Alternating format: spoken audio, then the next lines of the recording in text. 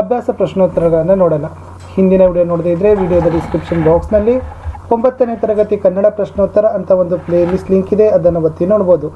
So ದಯಮಾಡಿ ತಾವೆಲ್ಲರೂ ಕೂಡ ವಿಡಿಯೋವನ್ನು ಲೈಕ್ ಮಾಡಬೇಕು, ಶೇರ್ ಮಾಡಬೇಕು. ಫಸ್ಟ್ ಟೈಮ್ ವಾಚ್ ಮಾಡ್ತಿದ್ರೆ ಸಬ್ಸ್ಕ್ರೈಬ್ ಜೊತೆಗೆ ಬೆಲ್ ಐಕಾನನ್ನು ಒತ್ತಲಿಕ್ಕೆ ಮರೆಯದಿರಿ.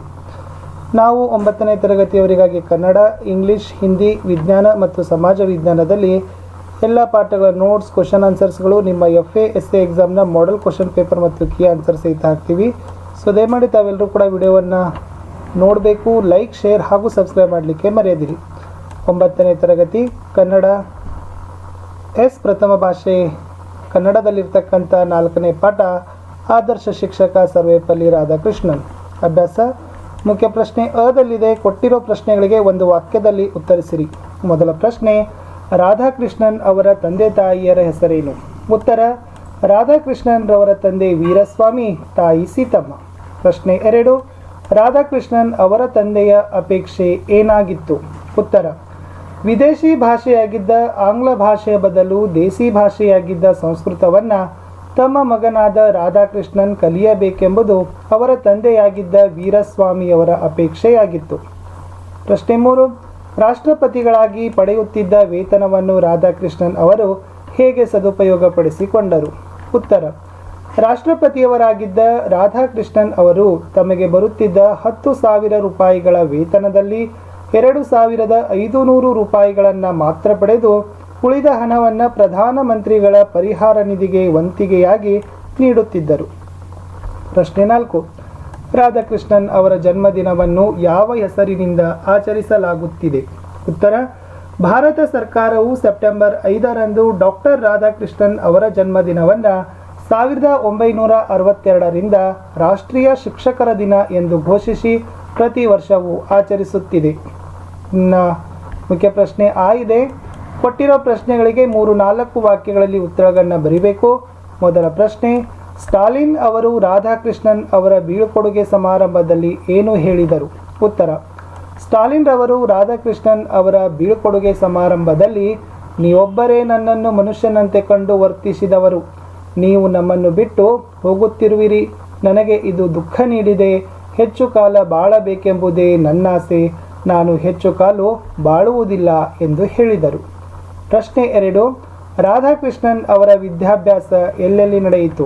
ಉತ್ತರ, ರಾಧಾಕೃಷ್ಣನ್ ಅವರು ಹರ್ಮನ್ಸ್ಬರ್ಗ್ ಮಿಷನರಿ ಶಾಲೆಯಲ್ಲಿ ಪ್ರೌಢಶಾಲಾ ಶಿಕ್ಷಣವನ್ನು ಪೂರೈಸಿದರು. ವೆಲ್ಲೂರಿನ ಊರ್ ಕಾಲೇಜಿನಲ್ಲಿ BA ಪೂರ್ವದ 2 ವರ್ಷಗಳ ಕಲಾ ಪದವಿಯನ್ನು ಗಳಿಸಿದರು. ಮದ್ರಾಸಿನ ಕ್ರಿಶ್ಚಿಯನ್ ಕಾಲೇಜಿನಲ್ಲಿ BA ಪದವಿಯನ್ನು ಪೂರೈಸಿ ತತ್ವಶಾಸ್ತ್ರದಲ್ಲಿ MA ಪದವಿಯನ್ನು ಪಡೆದರು. ಪ್ರಶ್ನೆ 3, ರಾಧಾಕೃಷ್ಣನ್ ಅವರ ವೇಷಭೂಷಣಗಳ ಬಗ್ಗೆ ಬರೆಯಿರಿ. ಉತ್ತರ, ರಾಧಾಕೃಷ್ಣನ್ ಅವರ ಬಾಹ್ಯ ರೂಪ ಎತ್ತರವಾದ ನಿಲುವು, ಬಿಸ್ಕೆಟ್ ಬಣ್ಣದ ರೇಷ್ಮೆಯ ನಿಲುವಂಗಿ, ಶುಭ್ರವೂ ನಿರಾಡಂಬರವೂ ಆದ ಬಿಳಿಯ ಪಂಚೆ ಮತ್ತು ರುಮಾಲು, ಕೋಪಸೂಚಕವಲ್ಲದ ಹುಬ್ಬು, ಯಾವುದೇ ಸಮಸ್ಯೆಯ ಒಳ ಹೋಗುವಂತಿರುವ ಕಣ್ಣನೋಟ, ಮುಗುಳು ನೆಗೆಯ ಸುಳಿವು ಇವು ಭಾರತೀಯರೆಲ್ಲರಿಗೂ ಪರಿಚಿತ.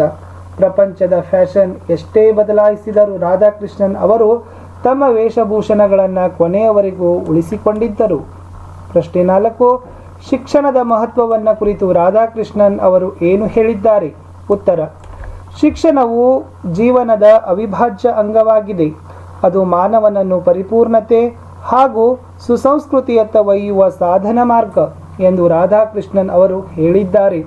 ಕೆನಡಾ ದೇಶದ ರೇಡಿಯೋ ಪ್ರಸಾರ ಭಾಷಣದಲ್ಲಿ ಮಾನವತೆಯೇ ವಿಶ್ವ ಅನುಸರಿಸಬೇಕಾದ ಮಾರ್ಗ ಎಂದು ತಮ್ಮ ನಿಲುವನ್ನು ಅಭಿವ್ಯಕ್ತಿಸಿದ್ದಾರೆ.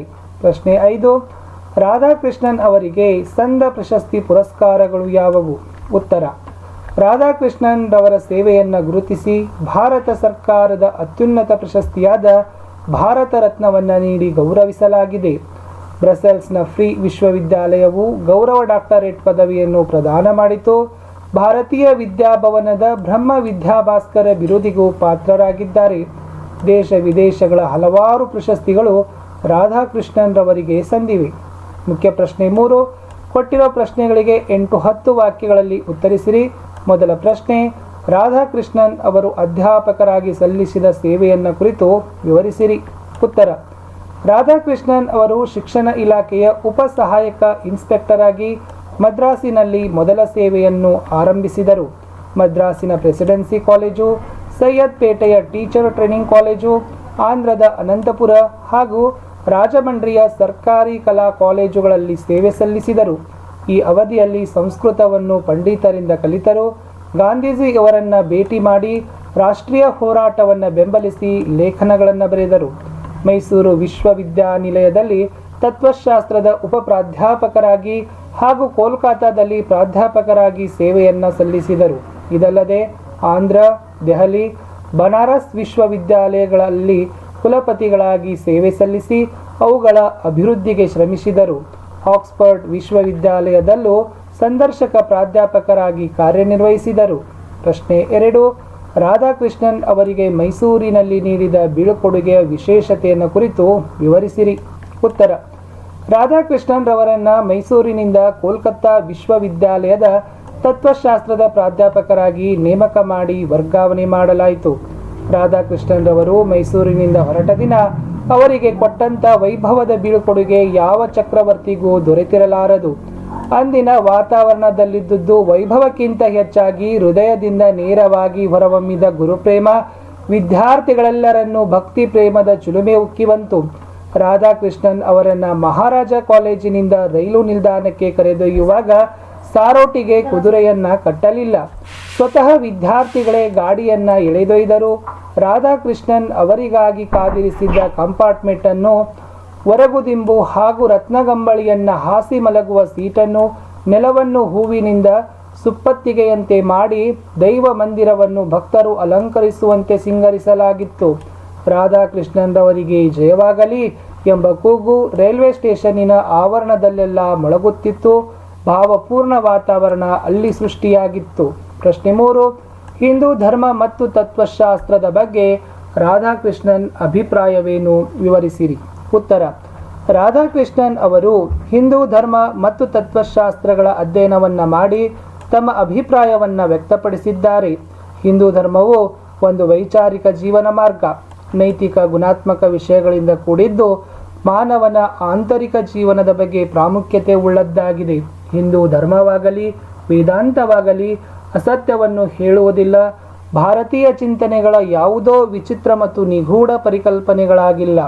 ಜೀವನದ ನಾಡಿ ಮಿಡಿತಗಳನ್ನು, ಸೂಕ್ಷ್ಮ ಮನಸ್ಸಿನ ಚಿಂತನೆಗಳನ್ನು ತಿಳಿಯಪಡಿಸಬಹುದಾಗಿದೆ ಎಂದು ಸರಳವಾಗಿ ಹೇಳಿದ್ದಾರೆ. ಇನ್ನು ಮುಖ್ಯ ಪ್ರಶ್ನೆ ಇದೆ. ಕೊಟ್ಟಿರೋ ವಾಕ್ಯಗಳ ಸಂದರ್ಭೋಚಿತ ಸ್ವಾರಸ್ಯ ವಿವರವನ್ನು ಬರೆಯಿರಿ.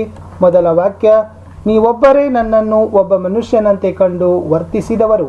ಉತ್ತರ: ಈ ವಾಕ್ಯವನ್ನು ಆದರ್ಶ ಶಿಕ್ಷಕ ಸರ್ವೇಪಲ್ಲಿ ರಾಧಾಕೃಷ್ಣನ್ ಎಂಬ ಗದ್ಯಭಾಗದಿಂದ ಆರಿಸಲಾಗಿದೆ. ಈ ಮಾತನ್ನು ರಷ್ಯಾ ದೇಶದ ಅಧ್ಯಕ್ಷರಾಗಿದ್ದ ಸ್ಟಾಲಿನ್ ರವರು ರಾಧಾಕೃಷ್ಣನ್ ಅವರಿಗೆ ಹೇಳಿದ್ದಾರೆ. ಸ್ಟಾಲಿನ್ ರವರು ರಾಧಾಕೃಷ್ಣನ್ ರವರಿಗೆ ಮಾಸ್ಕೋದಲ್ಲಿ ಬೀಳ್ಕೊಡುಗೆ ಸಮಾರಂಭವನ್ನು ಏರ್ಪಡಿಸಿದ್ದರು. ಆ ಸಮಾರಂಭದಲ್ಲಿ ಈ ಮಾತುಗಳನ್ನು ಅಭಿಮಾನಪೂರ್ವಕವಾಗಿ ಹೇಳಿದರು. ಎರಡನೇ ವಾಕ್ಯ ಇದೆ. ಆರ್ಥಿಕ ಪರಿಸ್ಥಿತಿ ತಮ್ಮ ಸಾಧನೆಯಲ್ಲಿ ನಿವಾರಿಸಲಾಗದ ತೊಡಕೆಂದು ಭಾವಿಸಲಿಲ್ಲ. ಉತ್ತರ: ಈ ವಾಕ್ಯವನ್ನು ಆದರ್ಶ ಶಿಕ್ಷಕ ಸರ್ವೇಪಲ್ಲಿ ರಾಧಾಕೃಷ್ಣನ್ ಎಂಬ ಗದ್ಯಭಾಗದಿಂದ ಆರಿಸಲಾಗಿದೆ. ರಾಧಾಕೃಷ್ಣನ್ ರವರು ವಿದ್ಯಾರ್ಥಿ ಜೀವನದಲ್ಲೇ ಮನೆಯ ಜವಾಬ್ದಾರಿಯನ್ನು ಹೊರಬೇಕಾಗಿತ್ತು. ತಮ್ಮ ಕಿರಿಯ ಸಹಪಾಠಿಗಳಿಗೆ ಮನೆಯ ಪಾಠ ಹೇಳಿ ಹಣ ಗಳಿಸಿ ತಮ್ಮ ಬಡತನದ ಬೇಗೆಯನ್ನು ನಿವಾರಿಸಿಕೊಳ್ಳುತ್ತಿದ್ದರು. ತಮ್ಮ ಆಸಕ್ತಿಯ ವಿಷಯವಾಗಿದ್ದ ತತ್ವಶಾಸ್ತ್ರದಲ್ಲಿ MA ಪದವಿಯನ್ನು ಪಡೆದರು. ಈ ಸಂದರ್ಭವನ್ನು ವಿವರಿಸುವಾಗ ಈ ಮಾತುಗಳನ್ನು ಸ್ಮರಿಸಲಾಗಿದೆ. ವಾಕ್ಯ 3: ಏರು ಜೌವನದ ಯುವಕರಂತೆ ಹಾಸ್ಯ ವಿನೋದಗಳಲ್ಲಿ ತೊಡಗುತ್ತಿದ್ದರು. ಉತ್ತರ: ಈ ವಾಕ್ಯವನ್ನು ಆದರ್ಶ ಶಿಕ್ಷಕ ಸರ್ವೇಪಲ್ಲಿ ರಾಧಾಕೃಷ್ಣನ್ ಎಂಬ ಗದ್ಯಭಾಗದಿಂದ ಆರಿಸಲಾಗಿದೆ. ರಾಧಾಕೃಷ್ಣನ್ ರವರ ಬೋಧನಾ ಶೈಲಿ, ನಿರರ್ಗಳತೆ, ವಿಷಯದ ಮೇಲಿನ ಪ್ರಭುತ್ವ ವಿದ್ಯಾರ್ಥಿಗಳನ್ನು ಬಹುಬೇಗ ಆಕರ್ಷಿಸುತ್ತಿತ್ತು. ಹಾಸ್ಯ ವಿನೋದಗಳಲ್ಲಿ ತೊಡಗಿ ವಿದ್ಯಾರ್ಥಿಗಳ ಮನಸ್ಸನ್ನು ಸಂತೋಷಪಡಿಸುತ್ತಿದ್ದರು. ಕೆಲವು ವೇಳೆ ಏರು ಜೌವನದ ಯುವಕರಂತೆ ಹಾಸ್ಯ ವಿನೋದಗಳಲ್ಲಿ ತೊಡಗುತ್ತಿದ್ದರು ಎಂಬ ವಿಷಯವನ್ನು ಗದ್ಯದಲ್ಲಿ ಸ್ಮರಿಸಲಾಗಿದೆ. ಹೇಳಿಕೆ 4: ಅಶೋಕ ಕಳಿಂಗ ಯುದ್ಧದ ನಂತರ ಶ್ರೇಷ್ಠ ಮನುಷ್ಯನಾದಂತೆ ನೀವೂ ಆಗುವಿರಿ. ಉತ್ತರ: ಈ ವಾಕ್ಯವನ್ನು ಆದರ್ಶ ಶಿಕ್ಷಕ ಸರ್ವೇಪಲ್ಲಿ ರಾಧಾಕೃಷ್ಣನ್ ಎಂಬ ಗದ್ಯಭಾಗದಿಂದ ಆರಿಸಲಾಗಿದೆ. ಈ ಮಾತನ್ನು ರಾಧಾಕೃಷ್ಣನ್ ರವರು ರಷ್ಯಾದ ಅಧ್ಯಕ್ಷರಾಗಿದ್ದ ಸ್ಟಾಲಿನ್ ರವರಿಗೆ ಹೇಳಿದರು. ರಾಧಾಕೃಷ್ಣನ್ ರವರಿಗೆ ಮಾಸ್ಕೋದಲ್ಲಿ ಬೀಳ್ಕೊಡುಗೆ ಸಮಾರಂಭವನ್ನು ಏರ್ಪಡಿಸಲಾಗಿತ್ತು. ಆ ಸಂದರ್ಭದಲ್ಲಿ ಸ್ಟಾಲಿನ್ ರವರು ನಾನು ಹೆಚ್ಚು ಕಾಲು ಬಾಳುವುದಿಲ್ಲ ಎಂದಾಗ ರಾಧಾಕೃಷ್ಣನ್ ರವರು ಈ ಮಾತುಗಳನ್ನು ಹೇಳಿದರು. ಹೇಳಿಕೆ 5, ಮಾನವತೆಯೇ ವಿಶ್ವ ಅನುಸರಿಸಬೇಕಾದ ಮಾರ್ಗ. ಉತ್ತರ: ಈ ವಾಕ್ಯವನ್ನು ಆದರ್ಶ ಶಿಕ್ಷಕ ಸರ್ವೇಪಲ್ಲಿ ರಾಧಾಕೃಷ್ಣನ್ ಎಂಬ ಗದ್ಯಭಾಗದಿಂದ ಆರಿಸಲಾಗಿದೆ. ಈ ಮಾತನ್ನು ರಾಧಾಕೃಷ್ಣನ್ ರವರು ಹೇಳಿದ್ದಾರೆ. ಕೆನಡಾ ದೇಶದ ರೇಡಿಯೋ ಪ್ರಸಾರ ಭಾಷಣ ಮಾಡೋ ಸಂದರ್ಭದಲ್ಲಿ ರಾಧಾಕೃಷ್ಣನ್ ಅವರು ಈ ಮಾತನ್ನು ಹೇಳಿದ್ದಾರೆ. ಮುಖ್ಯ ಪ್ರಶ್ನೆ ಈ ಇದೆ. ಕೊಟ್ಟಿರೋ ಪ್ರತಿಯೊಂದು ಪ್ರಶ್ನೆಗೂ ನೀಡಿರುವ 4 ಆಯ್ಕೆಗಳಲ್ಲಿ ಸೂಕ್ತ ಉತ್ತರ ಆರಿಸಿ ಬರೆಯಿರಿ. ಮೊದಲ ಪ್ರಶ್ನೆ: ರಾಧಾಕೃಷ್ಣನ್ ಅವರ ಸಾಧನೆಯಲ್ಲಿ ವಿಶೇಷ ಸಹಕಾರ ನೀಡಿದವರು ಡ್ಯಾಶ್. ಆಯ್ಕೆ ಇತ್ತು ತಂದೆ, ತಾಯಿ, ಪತ್ನಿ, ಸಹೋದರಿ. ಉತ್ತರ ಪತ್ನಿ. ಪ್ರಶ್ನೆ 2: ಮದ್ರಾಸಿನ ಕ್ರಿಶ್ಚಿಯನ್ ಶಾಲೆಯಲ್ಲಿ ರಾಧಾಕೃಷ್ಣನ್ ಅವರು ಉತ್ತಮ ವಿದ್ಯಾರ್ಥಿ ಎಂದು ಪರಿಗಣಿಸಲ್ಪಟ್ಟ ವಿಷಯ ಸಮಾಜಶಾಸ್ತ್ರ, ರಾಜ್ಯಶಾಸ್ತ್ರ, ಧರ್ಮಶಾಸ್ತ್ರ, ತತ್ವಶಾಸ್ತ್ರ. ಉತ್ತರ ತತ್ವಶಾಸ್ತ್ರ. ಪ್ರಶ್ನೆ 3: ರಾಧಾಕೃಷ್ಣನ್ ಅವರು ಸಂದರ್ಶಕ ಪ್ರಾಧ್ಯಾಪಕರಾಗಿ ಕಾರ್ಯನಿರ್ವಹಿಸಿದ ವಿಶ್ವವಿದ್ಯಾನಿಲಯ.